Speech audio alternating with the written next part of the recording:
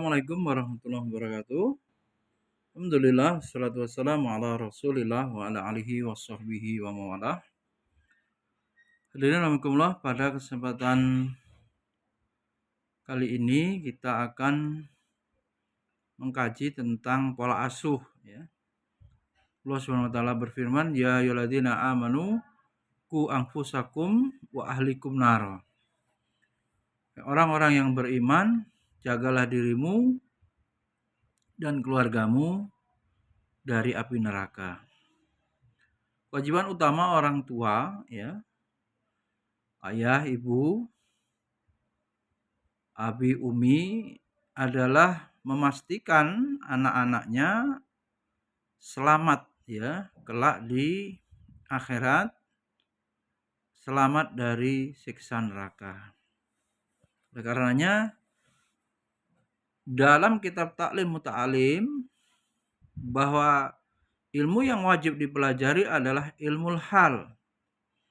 Apa itu ilmu hal?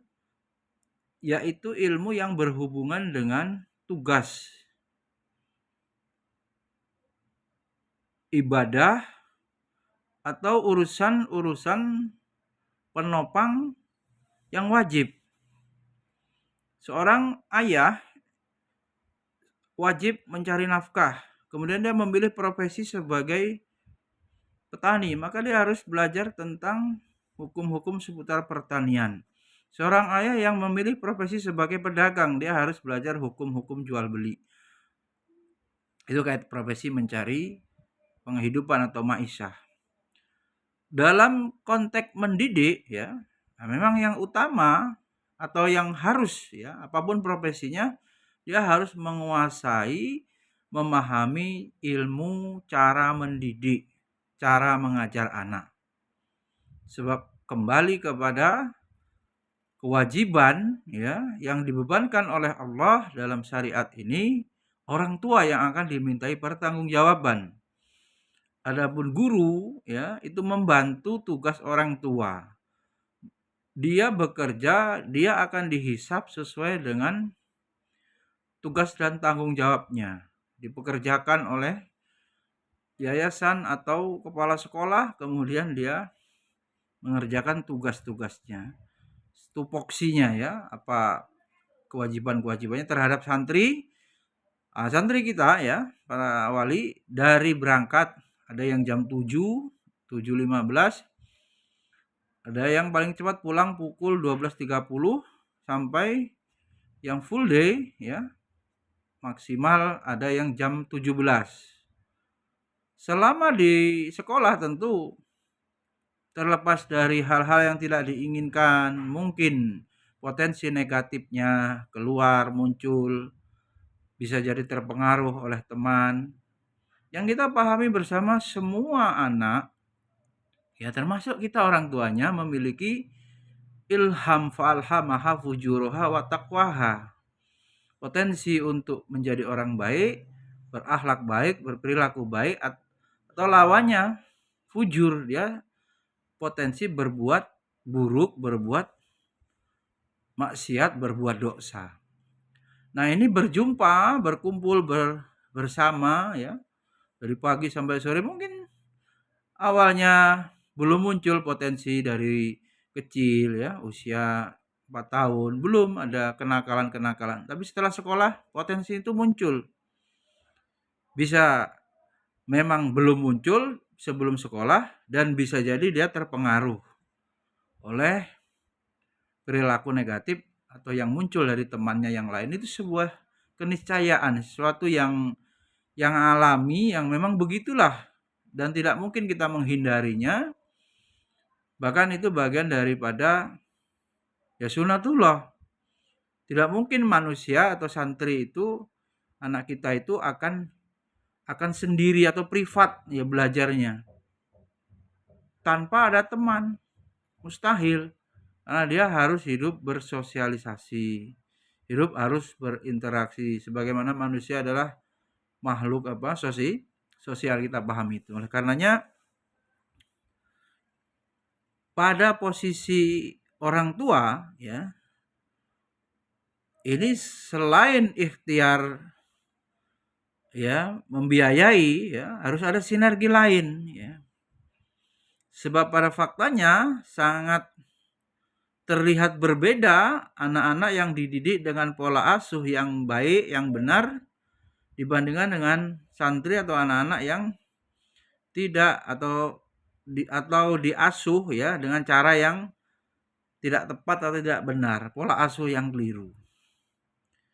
Nah, secara teori ya dalam psikologi ya kita dapati bahwa ada beberapa pola asuh yang kemudian harus dipahami oleh orang tua ya dalam rangka sukses mendidik anaknya.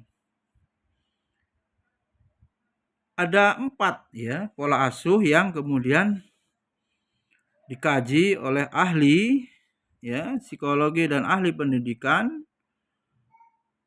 Yang pertama ada pola asuh demokratis. Demokratis ini maknanya anak ya diberikan pilihan ya. Boleh anak itu usul ya. Usul terhadap keputusan atau misalnya mau menu tertentu, mau memilih baju tertentu atau mau sekolah di sekolah tertentu. Semuanya bisa dimusyawarahkan ya. Orang tuanya tidak langsung memaksa harus sekolah di sini, harus makan ini. Bisa jadi terjadi musyawarah demokratis ya. Pendapat dari anaknya didengarkan oleh orang tua dan kemudian memutuskan. Atau orang tua mengambil keputusan dengan mendengarkan aspirasi atau masukan atau usulan dari anaknya. Ini pola asuh yang kita kenal dengan istilah demokratis. Yang kedua, pola asuh orang tua terhadap anaknya ini lawannya ini dikenal dengan istilah otoriter. Ya, orang tua ini tidak menerima masukan sama sekali, harus perintahnya, keputusannya, kebijakan di rumah tidak bisa diganggu gugat. A, B, B. Orang tua ini kaku ya, mungkin bisa diistilahkannya kaku. Anaknya tidak ada ruang untuk mengusulkan sesuatu. Pokoknya perintahnya harus dilaksanakan. Lawannya dari demokratis tadi. Ini yang kedua. Kemudian yang ketiga ada pola asuh. Ini permisif. Orang tua yang serba boleh. Permisif itu artinya tidak ada larangan, semua anaknya dibolehkan. Ingin main game, ingin minta HP, ingin makanan tertentu, ingin permainan tertentu, ingin apa saja ini diberikan fasilitas itu. Ya, ini namanya permisif ya. Pola asuh yang serba boleh, serba boleh. Kemudian yang keempat ya, di pola asuh ini yang keempat pola asuh penelantar ya istilahnya ini, acuh tak acuh orang tua kepada anaknya ini sangat cuek gitu ya, tidak peduli ya, cenderungannya membiarkan lah. Mungkin punya pemikiran biar nanti juga tahu sendiri mana yang baik, mana yang buruk. Dia cuek ya, bahkan ada kecenderungannya abai. Ini. Dari 4 pola asuh itu ya, mestinya orang tua memahami dan mana yang paling tepat dari 4 pola asuh tadi, demokratis, otoriter, permisif, dan penelantar atau acuh tak acuh. Ya. Ini semuanya memiliki kelemahan ya, kelemahan. Misalnya demokratis. Demokratis ini juga bisa kalau sampai betul seperti yang kita lihat di pemerintahan ini kan akhirnya apa? suara terbanyak nanti, ya. Mekanismenya bisa jadi anak-anaknya ini bisa ngeroyok orang tuanya. Pendapat anaknya ini harus menang karena suara terbanyak misalnya. Jadi orang tuanya kalah. Ini salah satu kelemahannya. Kalau kelebihannya tentu anak merasa dihargai pendapatnya, aspirasinya, bisa memberikan kepercayaan diri ya, diwongke lah ya istilahnya. Didengar pendapatnya. Yang kedua, pola asuh yang otoriter tadi, ya kelemahannya apa otoriter ini? Anak menjadi terpaksa ya, bisa memberontak. Kalau berhasil anaknya takut, dia tidak berani melawan kedua orang tuanya, dia kurang berkembang pikirannya itu terpasung. Tapi positifnya juga ada hal-hal yang haram menurut syariat, ini anak langsung patuh. Seorang anak wanita harus menutup aurat, otoriter orang tuanya wajib. Otoriter orang tuanya perintah sholat, tegas. Gak ada. Puasa kalau udah balik misalnya. Ini haram, ini gak boleh main game. Merusak otak, merusak mata, mengganggu saraf. Nah, semua yang kemudian membahayakan ini dengan pola otoriter ini menjadi berhasil ya dalam mendidik. Sehingga anak itu terproteksi ya, terlindungi ya tentunya dalam hal yang positif ini. Dilarang tapi bernilai positif. Kemudian permisif ya, permisif ini kan serba boleh. Serba boleh ini kalau dalam kerangka anak itu dilatih ya, mandiri, dilatih untuk mengambil keputusan, dibolehkan, tapi bisa dia berani ya, percaya diri, tapi perlu juga ada kontrol ya, dibolehkan, dipantau, jangan-jangan nanti keputusannya melanggar syariat ya. Apa maslahat, apa mudaratnya orang tua harus cek ya. Ini satu sisinya positifnya dia mandiri ya, bisa ngambil keputusan, nggak tergantung ya apa-apa orang tua karena terlatih mengambil keputusan sendiri. Kemudian yang acuh tak acuh ini tentu saja ini banyak negatifnya ya, banyak negatifnya. Tidak kita jumpai contoh-contoh dari para ulama, dari sahabat Nabi, bahkan dari Nabi, orang tua yang nggak peduli ya acuh tak acuh ini. Oleh karenanya para wali santri kita harus memahami bagaimana kita mengasuh ini tepat dan bagaimana kita merujuk kepada petunjuk Nabi kita Muhammad SAW. Oleh karenanya saya tambahkan beberapa hal yang kemudian dicontohkan ya oleh Nabi kita.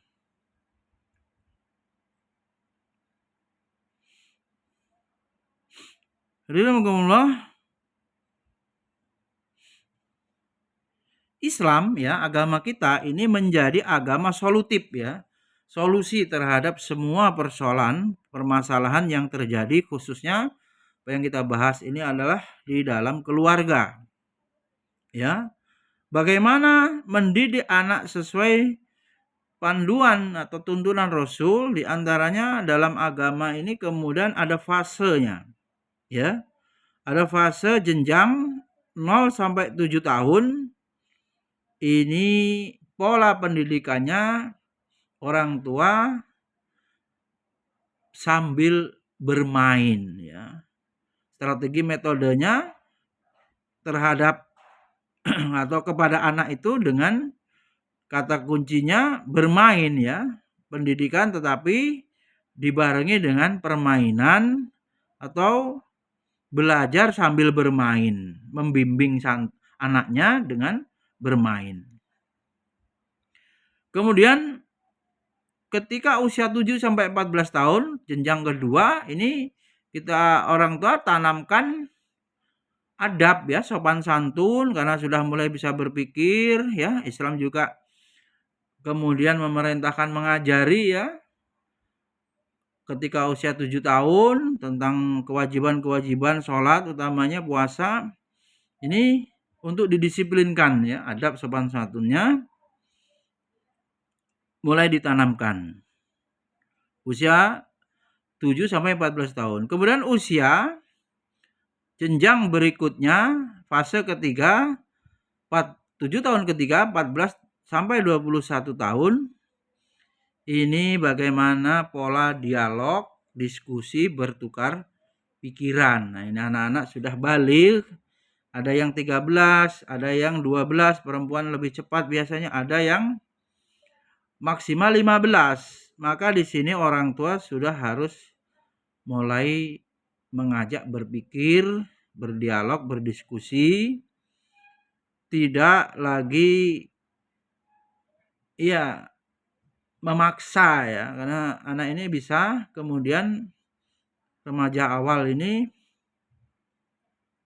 13-14 tahun ini juga dia akan ada kecenderungannya punya pemikiran sendiri, mencari jati diri.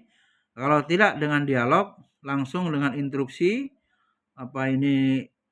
dia biasanya akan melawan atau menolak perintah orang tua. Maka harus diawali dengan berdialog dulu, berdiskusi dulu. Demikian, mudah-mudahan bermanfaat. Semoga Allah SWT memudahkan kita dalam mendidik anak-anak kita menjadi anak-anak yang soleh, solihah, qurrata ayun, waj'alna lil muttaqina imama.